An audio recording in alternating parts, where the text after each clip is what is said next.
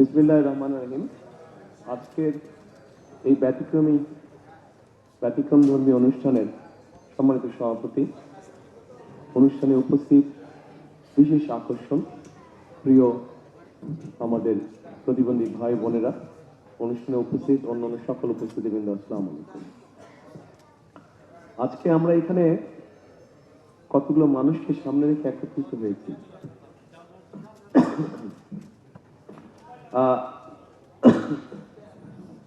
দুঃখজনক হলেও যে মানুষগুলোকে রেখে আর সামনে রেখে আমরা এখানে একত্রিত হয়েছি, দুঃখজনক হলেও আমাদের সমাজ ব্যবস্থা এখনো এইরকম মানুষ যারা আছে, আমাদের মধ্যে একটা টেন্ডেন্সি আছে যে এই মানুষগুলোকে একটু আমরা ঘরের ভিতরে রেখে দিই, তাদেরকে আমরা বের হতে দিই না। এরকম একটা মন মানসিকতা আমাদের দেশের সমাজ ব্যবস্থা এখনো রয়ে গিয়েছে। তবে যে মানুষগুলো আজ এখানে উপস্থিত, যাদের আমরা গান শুনলাম, যারা বিভিন্ন বক্তব্য রাখলেন, কবিতা বললেন, এর থেকে পরিষ্কার বোঝা যায় আমরা যারা সুস্থ স্বাভাবিক আছি বিভিন্ন দৃষ্টিকোণ থেকে, তাদের অনেকের থেকে এই মানুষগুলোর মধ্যে অনেক গুণ আছে যেটা আমাদের অনেকের মধ্যে নেই।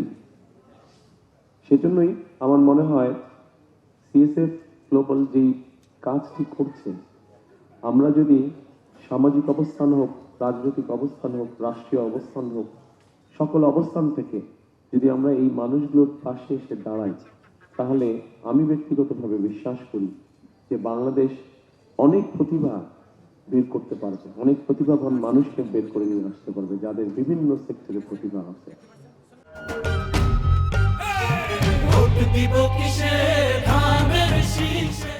আমরা খুব যে বেশি কিছু করা প্রয়োজন তা না, শুধু এই মানুষগুলোকে একটু সুযোগ করে দেওয়া, যাতে তারা দুনিয়ার আলো বাতাসে আমাদের আর 10 জনের মতনই স্বাভাবিকভাবে কম বেশি চলাফেরা করতে পারে।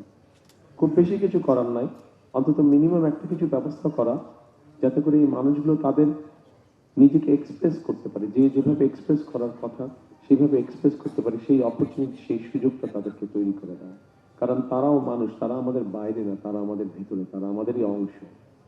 আমাদের প্রত্যেকের পরিবারের মধ্যেই এরকম কেউ না কেউ হয়তো একজন আছে।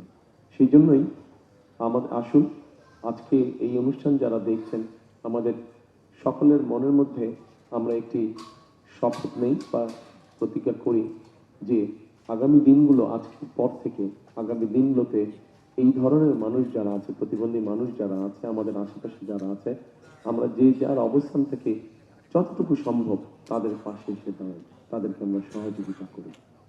এটাই হোক আজকের দিনের শপথ। এবং পরিশেষে আবারও যে মানুষগুলো আমাদেরকে গান শোনালো, যে মানুষগুলো কষ্ট করে উপহার তৈরি করে নিয়ে এসছে আমার জন্য এবং ডক্টর জুবাইদার জন্য, তাদেরকে আমি আন্তরিকভাবে ধন্যবাদ করি। এবং আসুন আমরা সকলে মিলে একটা বাংলাদেশ গড়ার চেষ্টা করি, যেই বাংলাদেশে কম বেশি প্রত্যেকটা মানুষের একটা মর্যাদা তৈরি হবে, আত্মমর্যাদা নিয়ে প্রত্যেকে বেঁচে থাকতে পারবে, সেরকম একটা বাংলাদেশ গড়তে আমরা চেষ্টা করি।